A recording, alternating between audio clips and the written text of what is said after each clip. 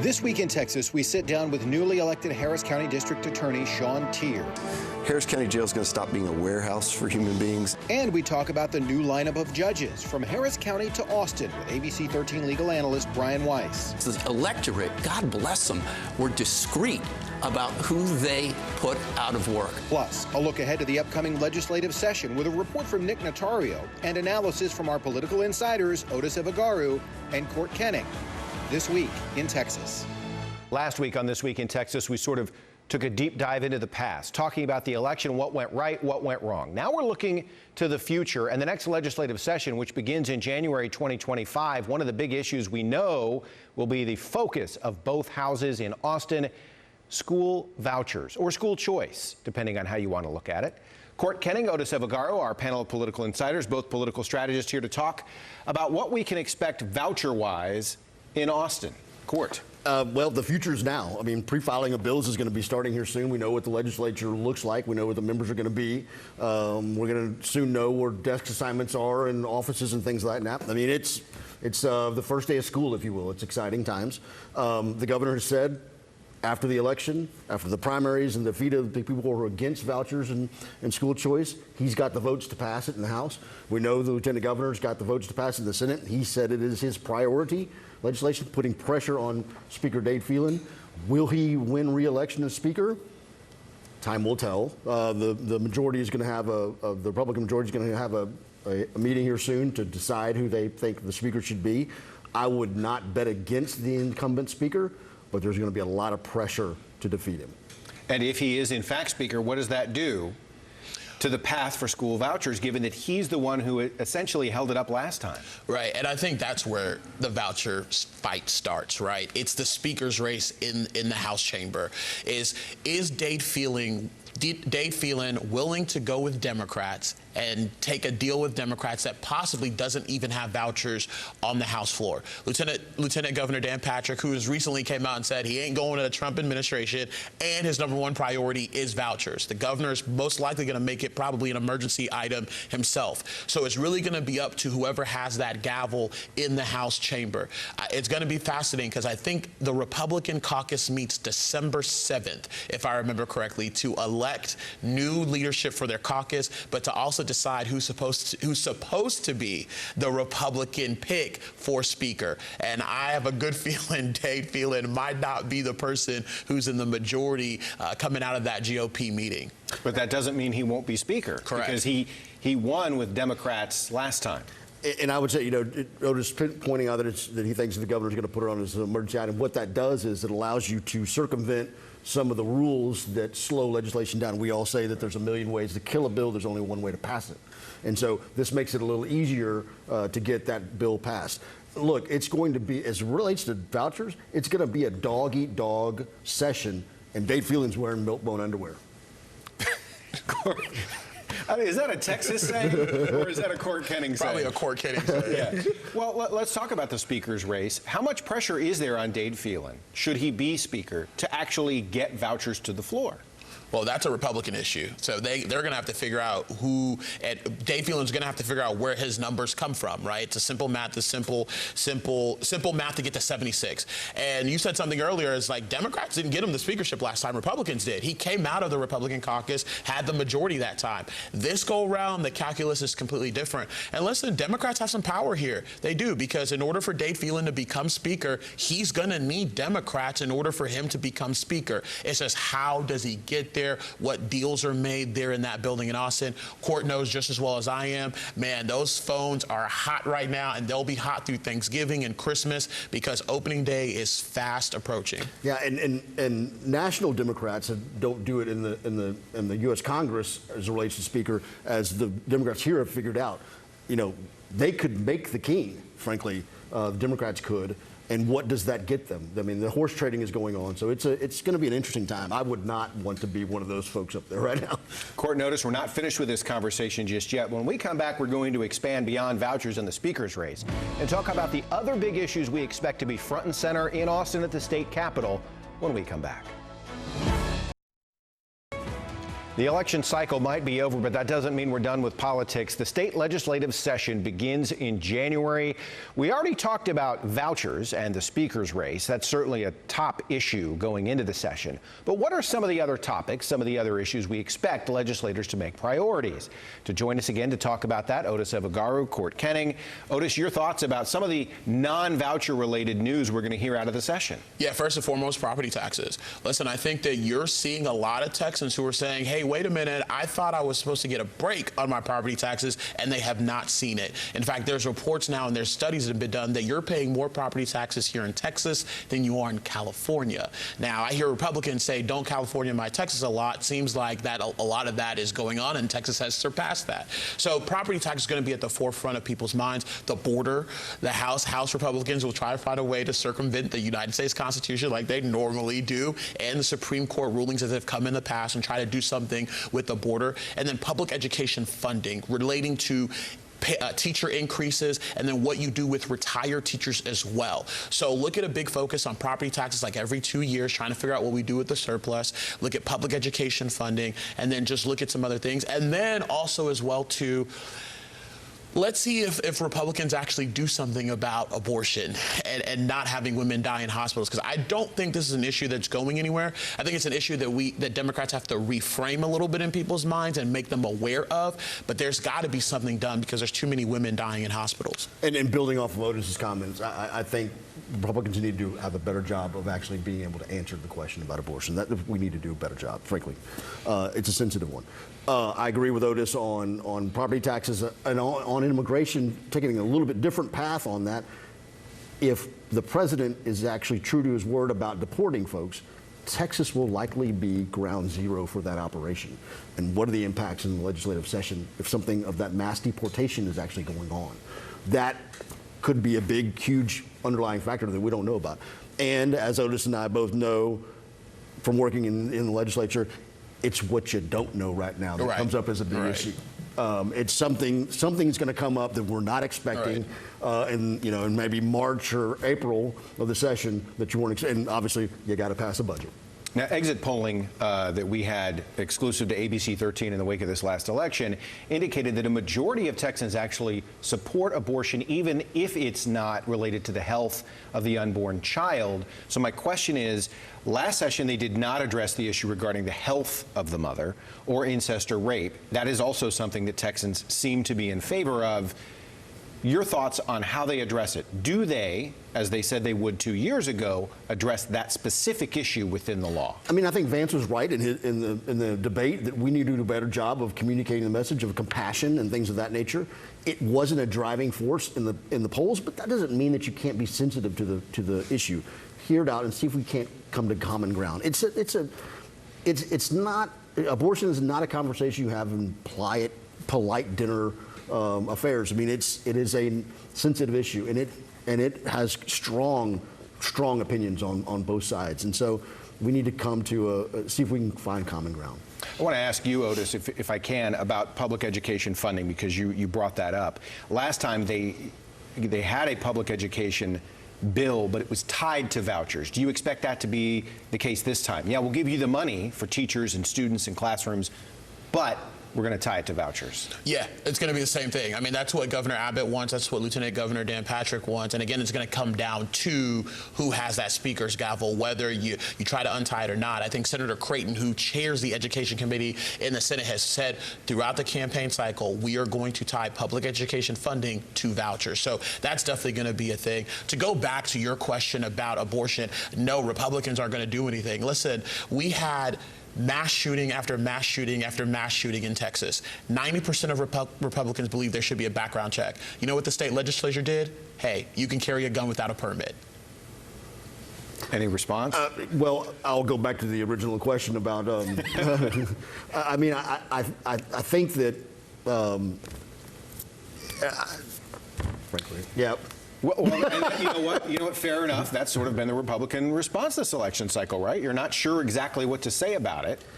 Yeah, but is that fair? No, I mean, I'm talking about, yes, we've covered the abortion thing ad nauseum on this, and sure, and I think that the governor believes that he's got the votes for vouchers. And so the bill last time around put the school funding in as a sweetener to get the vouchers. Now I think he feels emboldened from going against certain members of his party and knocking them off. And I don't think that sweetener's going to be there this time around. It'll be tied to it, so you don't have a way of getting around it, but it ain't going to be a sweep. So here's what's going to be very interesting about this, though. In those districts where he knocked off Republicans who voted against vouchers, they have to go back to their constituents and explain to them why they voted for a bill like this. Remember, in the Republican primary, and Court probably knows better than I, when they were trying to get these Republican incumbents on the voucher issue, it wasn't working. What they ended up doing was saying, hey, these Republicans aren't doing anything about the border. And the incumbent Republicans saying, wait a minute, we passed the bill that you signed about the border, but they were still getting knocked off about it. I think the Republicans who beat Republican incumbents in this rural areas better be careful what they wish for, because when your biggest and largest employer is the ISD and these students can't find a charter school or a private school to go to for vouchers, it's going to create big problems, not just with health care, not just with affordability, not just with money in your pockets, but just simply getting an education for your student, for your kid that's at home. You have an opportunity to. I mean, these folks ran for office with a commitment to the governor and lieutenant governor that they were going to push those agendas. An incumbent elected official has a much better chance of winning than a non-incumbent. So I'll let them have to deal with that problem. But I expect that they will vote the way they should. What I love about it is that I think, like the legislative session, even though we went to other topics, it came back to vouchers, didn't it? And I think that's the way it's going to play out. I brought you back there. You did. Thank you so much. I think that's what's going to happen when the legislative session gets underway. We will be back with more This Week in Texas. I'm joined now by Harris County District Attorney-elect Sean Teare. Teare beat the incumbent and his former boss, Kim Ogg, in the Democratic primary in March. Then he won the general election this month by a slim margin. Sean, thanks for being with us. We appreciate it. It was closer than a lot of people thought it might be. Why do you think that was? It was, and Tom, thank you for having me. I'm excited to be here. I'm not 100% sure yet. We've started as a party a postmortem to really determine the reasons that the polls were wrong, that the margin was different than what we thought. But that's not something that I think you should make snap judgments on anyway. So what I'm more focused on, I'll leave the politics to the politicians. I'm focused on really getting to work and making that office the office that this community deserves. And you've already talked about some of the ways in which you will change or modernize the office, maybe adopt some things that other communities are doing that you think are working. Tell me what some of those are. Well, the first two things we're going to do January 1st is we're going to fix our intake division. We're going to change the way that we interact with law enforcement and accept charges. We're going to strengthen the cases on the scene before they come into the courthouse. What that's going to do is both build our relationship with law enforcement and shorten the time frame from arrest to disposition of those cases. So you're going to see a drop in the county jail population. You're going to see a drop in length of time of stay for individuals in the Harris County Jail so that we can move them on to whatever the next step is, be it prison or a diversion program or probation, whatever it is. Harris County Jail is going to stop being a warehouse for human beings and be a way station for their next step. That's number one. Number two, we're going to create the first ever domestic violence bureau here in Harris County, meaning every intimate partner violence case is going to go into the same group of trauma-informed trained prosecutors. You're going to have a continuous voice that speaks to the survivors so that they don't feel pulled at all different sides. They're going to be supported by victim services and other support staff while we're prosecuting the cases. We're going to see better outcomes. We're going to see more successful prosecutions. And I believe we're going to save more lives by doing it that way. The current district attorney has frequently gone to the county commission asking for more money, more resources. Do you need more money and more resources based on what you know about how the office is structured now? Look, anyone that's spent more than 5 minutes in law enforcement in their entire career knows that you have to operate by being underfunded. That's the nature of the beast. There can always be more resources. Of course, I believe that there needs to be more resources. I also believe that the commissioners are excited about giving resources as long as they're informed about what the resources are going to be utilized for. And so we've already started a very frank dialogue with all 5 of the members of the court about why we need more and where we intend to use those positions. They've been receptive. I think we're going to get what we need to make Harris County safe. And you're already putting together your leadership team to the extent that you want to discuss it publicly. Tell us how that leadership structure will work and if there are any names you want to share. I don't think we're going to share any other than my top 2 leadership positions right now. Chandler Rain is going to be my first assistant. I believe he will be the first African-American first assistant. Lauren Byrne is going to be my chief of staff. And they are career prosecutors. They've been in that office for as long as I have almost. And so the 3 of us together are really going to guide that ship, and I'm ecstatic about that. But beneath that, you're going to see as we really disclose the leadership team, you're going to see a return of a lot of years and decades of service, both here and in other jurisdictions, who know how to prosecute cases, but more importantly, who want to teach the next generation how to do it ethically, and how to do it right. So as we get closer to inauguration, we'll be disclosing more of them, but I'm really excited about what the team's going to look like. And you anticipate some people coming back who may have left this current administration for whatever reason, coming back to work under your administration? Absolutely. A large number of my leadership is going to be comprised of people who left under this current administration. Anything else you think is important for people to know as you take on this new role January 1st? You know, just that I will be forever grateful that my hometown and my community entrusted me with this job, and that I've been working diligently since the primary to make sure that January 1st we can start having a functioning office that the entire community will not only be proud of, but will feel safe because it's there. Will it be a smooth and fast transition? From our perspective, we anticipate one. We anticipate full cooperation from the outgoing administration. We've been in contact. There's no reason right now to think that that's not going to happen. But regardless of their cooperation and participation, we'll be ready to go January 1st. Sean Teare, the Harris County District Attorney-elect, thanks so much for joining us. Thank you for having me. Appreciate it. When we come back, we're going to speak with Brian Weiss, ABC13 legal analyst, about the election and how it changed things in Harris County courts.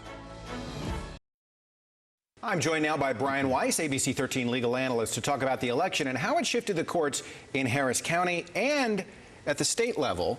Brian, thanks for being with us. Thank you, Tom. What should people know about how things changed in the courts up and down in Texas? It was a red wave.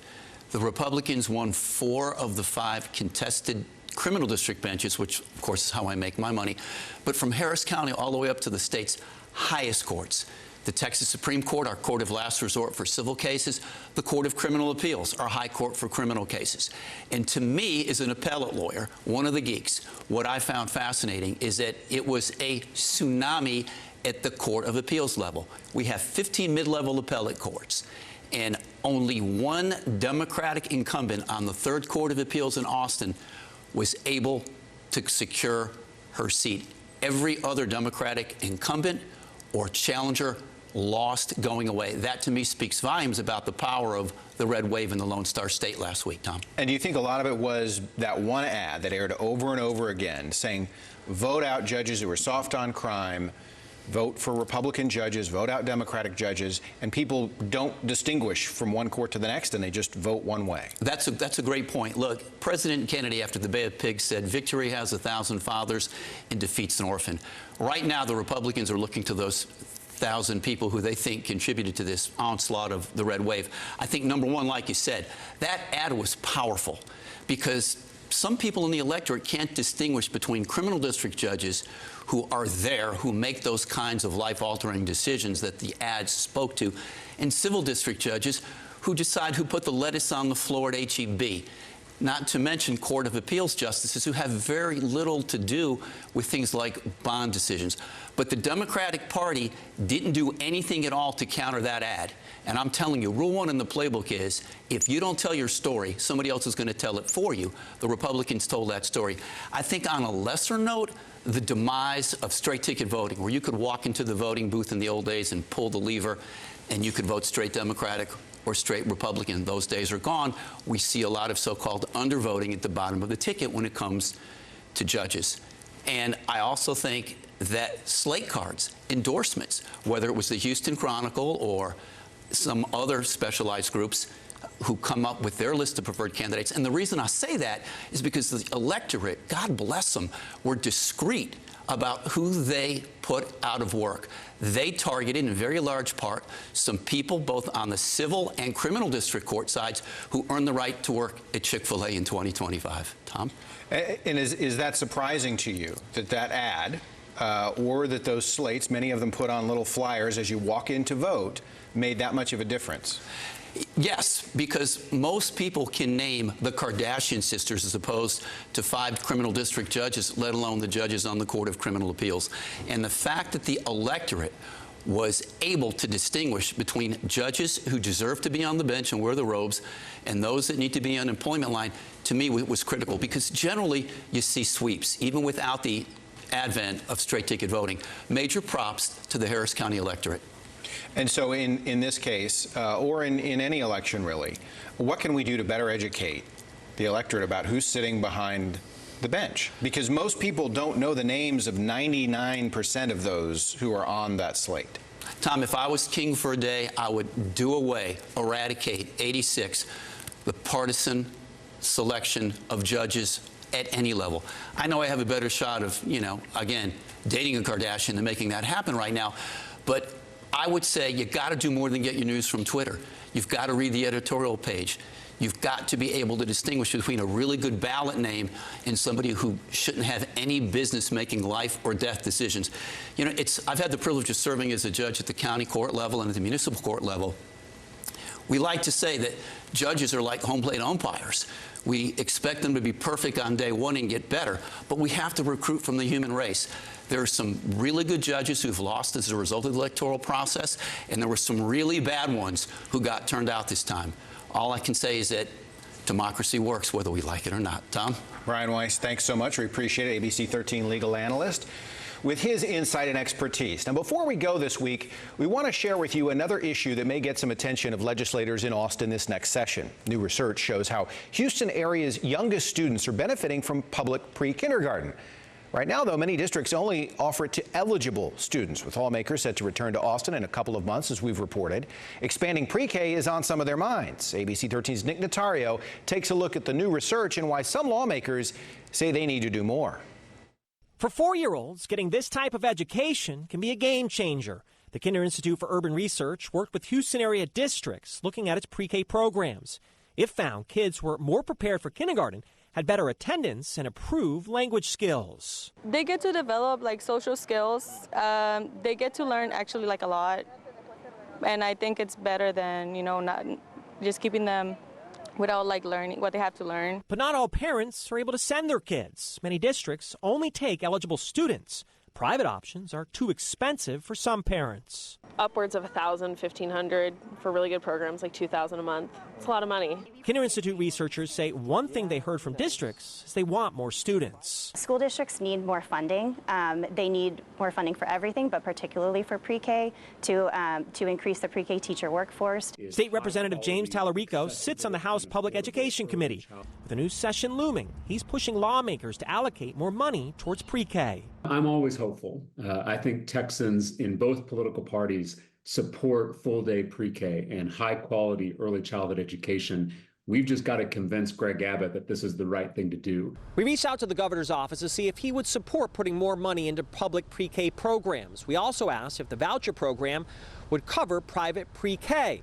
We have not heard back. We do know that the U.S. Chamber of Commerce study shows the state loses more than $9 billion a year because of child care issues. This is really a good investment for our state, and it makes a lot of sense to put our tax dollars where we're going to get the most return on our investment. An investment, a new survey shows, not only helps the state, but the tiniest of Texans. Despite the lack of funding and resources, with what they have, the fact that we're seeing in research the benefits of these, we actually have numbers to show that the pre-K is benefiting them. A benefit they can see with new numbers showing how much 4-year-olds are impacted by pre-K. Nick Notario, ABC13 Eyewitness News.